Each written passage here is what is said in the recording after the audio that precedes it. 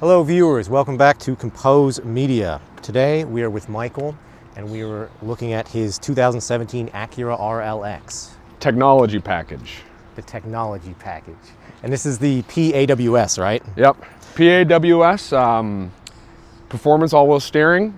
And that makes it so that the rear wheels, Yes. when it's at low speeds, the rear wheels turn counter to the front wheels, correct? That is correct, to make yes. the turning radius tighter. That's and true. then at high speeds, they turn in the same direction, right? That's correct, yes. That's really cool. Yep.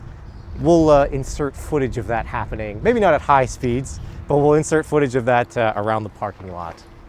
At one point, this was Acura's luxury flagship sedan. Unfortunately, didn't sell. Oh, really? I believe this year they only sold 1,500 units in the entire United States. Oh, okay.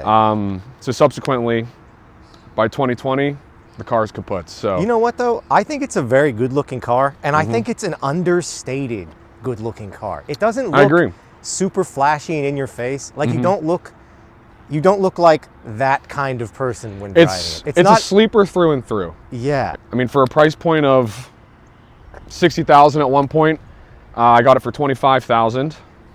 It's a pretty good deal. That's a really good deal. I like the way that the headlights are arranged on this car also. It looks really nice when the car is on and running. It looks When I initially was looking at it, it really did remind me almost of like the NSX like design language. The front profile of it, especially the chrome bit here that comes to a point. Right. It does look NSX-like. And it doesn't have... It borrows from that. Right. And it doesn't have this generation of Acura's like giant beak. Yeah. It still has the same, design qualities, but it's not as in your face. And since the car is a larger sedan, it's a lot more seamless. It fits in better. Yeah. It is a pretty long vehicle. The wheelbase of the car is about, I'd say, around 17 feet. When I was initially shopping around, getting out of a Touareg into this, I wanted something that was relatively good on gas mileage, still had the luxury amenities that I wanted, and something I knew if I would just maintain the preventative maintenance, I'll be good. And it has been flawless for me so far. In terms of gas mileage, in terms of comfort. And you've done some long journeys in this. Yeah, right? so far I've put probably almost 9,000 miles on it already in 4 months. Some interstate travel. How's it treating you on long journeys? Long journeys, and I'm a bigger guy too, so long journeys are comfortable. Nice. I'd say. Yeah. They're not awful. I mean, coming from an SUV, I would say this is more comfortable. Nice. Okay, on the longer rides. It's got that Italian leather in there, huh? Milano leather.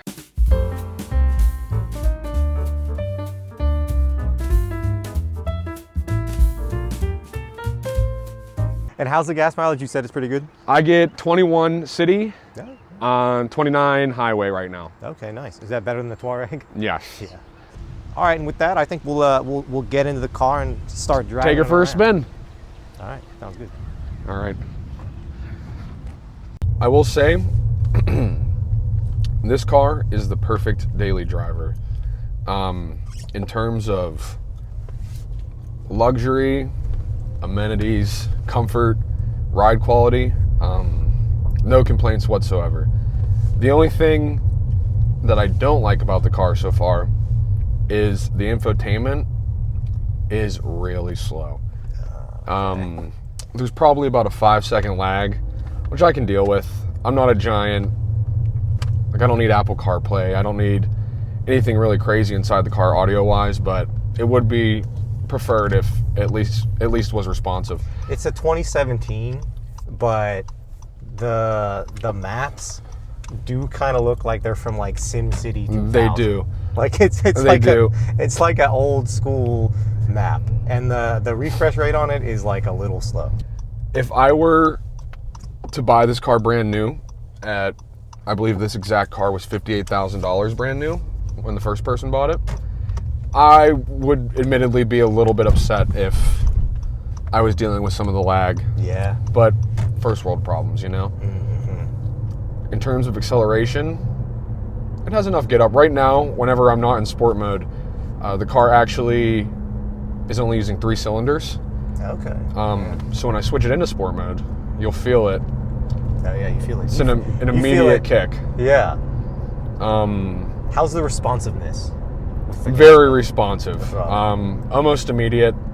Enough where I'm not going to really complain. Now, I wasn't aware of how fast this car would be when I bought it.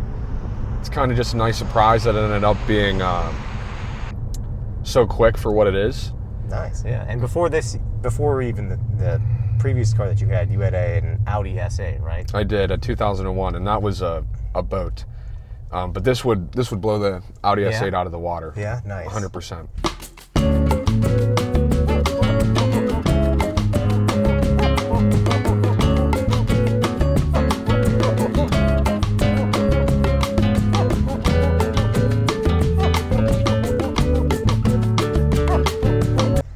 That's cool. And this is a pretty quiet ride. Yeah, and it has poop tires on it right now too. The tires right now are like they're kind of just generic. I mean, they're still up to spec, but the tires are generic tires. If I were to get some really nice Goodyears or Bridgestones, something nice. Yeah, the road noise is like pretty minimal.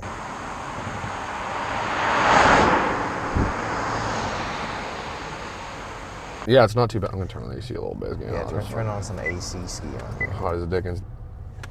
I like the interior also. Like the nice wood, the dark wood here really matches with the black. Real leather. And there's leather on everything. Everything. Like Milano leather too. Sorry about that, everybody. That might be frowned upon, but what? The real leather. But oh, the real leather. Well, I mean, it's from 2017. What are you gonna do? Yeah. Also, it's like it is genuinely on everything. Yeah. Like the only thing that's not there's not much plastic. The dashboard's plastic. Actually, no. This is. That's either leather or a synthetic sort of leather. But it's not bad.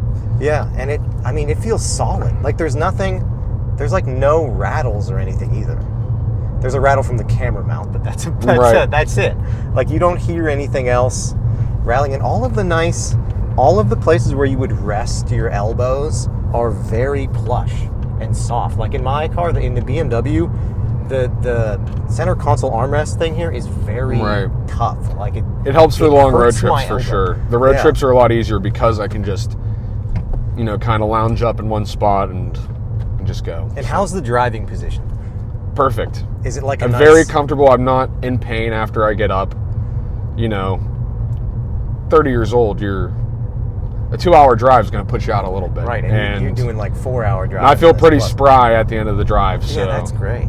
Nice, and you're a tall fellow. 6'4". How's like the leg room over Leg room is perfect, and I'm not even all the way back in the seat yet. I still have about a couple inches. So usually in every other vehicle I've owned, I'm pushed all the way to the back. And you still have like a ton of headroom. Good headroom. Yeah, a ton of headroom.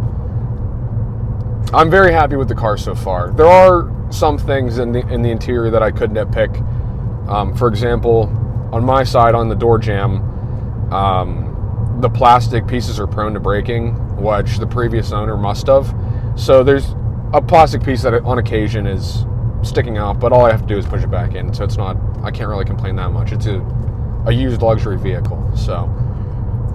It feels solid. Like nothing feels creaky, nothing feels plasticky. Like on the 2026 Suburban that we were just driving around, and some of it felt a little chintzy, and maybe that comes with it being a newer American car. But this feels rock solid. The Japanese domestic market vehicles do not disappoint. They definitely do not disappoint, especially Acura, because for a long time I feel like Acura was a brand that I overlooked, and finally getting behind the wheel of one and owning one, it just really made me a fanboy through and through for sure. It is, and just exposed me to a lot more things I wasn't aware of. As you start looking into the car, trying to learn it, keep up to pace with maintenance and everything, you start looking at other things, other products that the company has, and Honda really does a great job and continues to do so, and seemingly will continue to do so. And the best thing about these cars specifically, you're not going to find a used example that's been beat on the way a TLX would be, the way an ILX even, because most people that own these vehicles are retirees. Yeah. That's good. The people that owned this car before, they were snowbirds. Okay. So you'll notice on the exterior there's certain parts where the car has been completely sun damaged, which is normal. Yeah. But they'd go back and forth to Florida every year, and all the maintenance on this car was done in Florida. How is it on the post-winter Pittsburgh pothole-ridden roads? How's the ride comfort? I'll say the ride comfort's, it's good. I try to be proactive about hitting potholes, so it's a little different for me because I'm always paying attention, unfortunately, to the road to not destroy my car. Yeah. Around here, it's right. You have to be. But even the potholes I do, unfortunately, run right through. So far, so good. I mean, how's the steering feel? How's the responsiveness? The steering is perfectly responsive. It does have paddle shifters, so I can put it into sport mode and manually shift through the gears, which is, that's always a nice. For the car enthusiasts that prefer something a bit more low key, more subtle. I'd say this is a perfect vehicle, and I'm hoping as time progresses and these vehicles start to depreciate more, and the younger generations, find them, an aftermarket could exist. Yeah, because you're a gentleman who enjoys a little aftermarket special on your vehicles, right? Right. Nothing too crazy, but just certain cosmetic things. As of now, nothing exists, but it's a good opportunity for people, especially with like 3D printing everything that's coming out. Mm-hmm. It's definitely something that's doable eventually. You can see on these windy roads that it feels great. It doesn't. You're not getting thrown around. No, yeah, there's very. The seat belts do have they have a bolstering feature where there's an electronic gear pulling back on you. I don't know if you can feel it. Yeah, it doesn't. There's not a ton of roll either. It doesn't feel like you're being thrown around. We're very firm on the ground. Yeah, it does feel planted. These will be good exterior shots. Yeah, I was gonna say just shots of driving. Yeah, shots of the driving will be good. It looks cool in the camera too. So it's not the fastest car, but I'll get on the gas a little bit here. Oh, no, you know what? You'll feel the VTEC kick in. Yeah. It's not slow, though. Not slow by any means. It's not slow, though. And hey, that sounds good. Yeah. It's got some kick for sure. Decent exhaust note, too. Yeah, it sounds good. And this is a V6? It's a V6, 3.5 liter V6. 3.5 liter V6. I mean, 310 horsepower, too. It's not... Yeah, no, that is not insubstantial. And that's the thing about a lot of newer cars. I mean, people look for 500, 600 horsepower, and especially the higher-end luxury sedans nowadays. You're not going to find anything that doesn't have under 400, and that just seems excessive because this is perfect for me. Yeah. Especially on a public road, daily driver. Yeah. It's more than I need, but it's the perfect amount.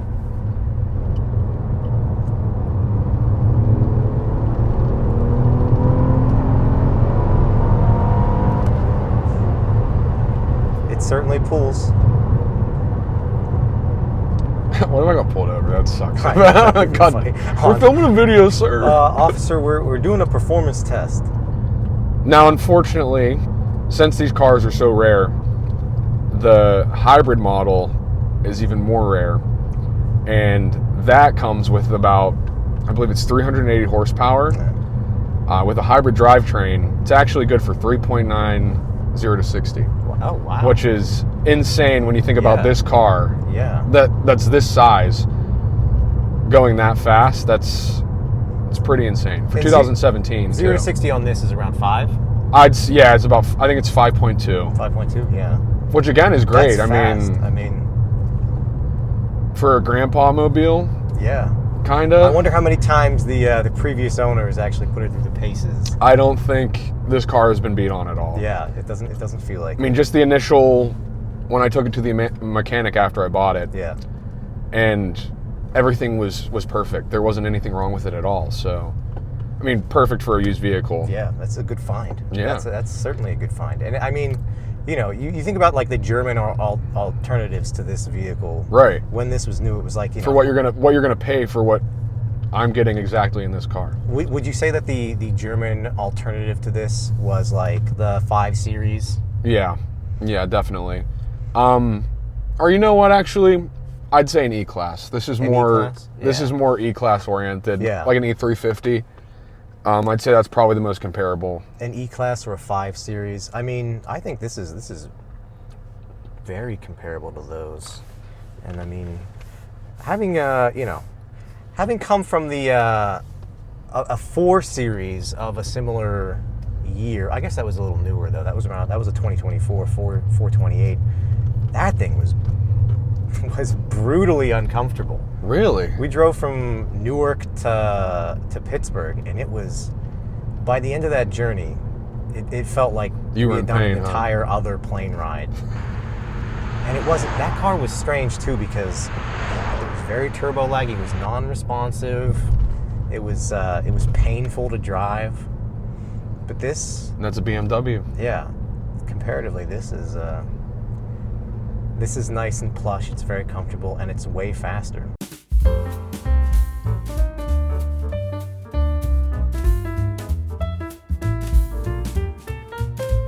All right, now we're coming up to the infamous brick road in Oakmont on the main boulevard. We're gonna see how it fares. I have high hopes. Watch the GoPro the fall GoPro off. fall off.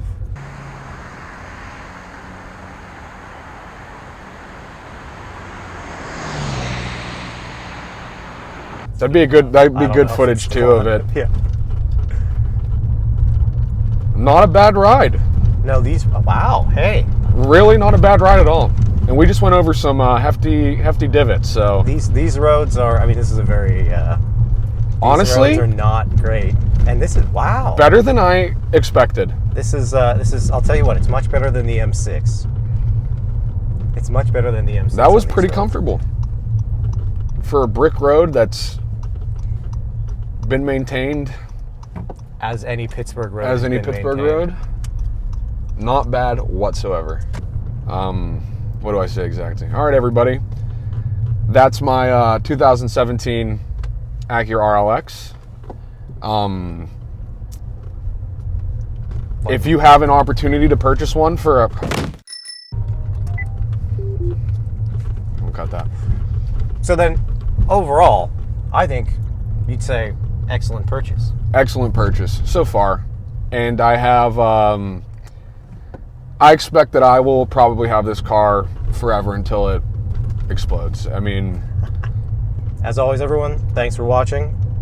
Do all the things that everyone says to do at the end of videos, and we hope to Keep on see you shining. again. We hope to see you again soon. Bye.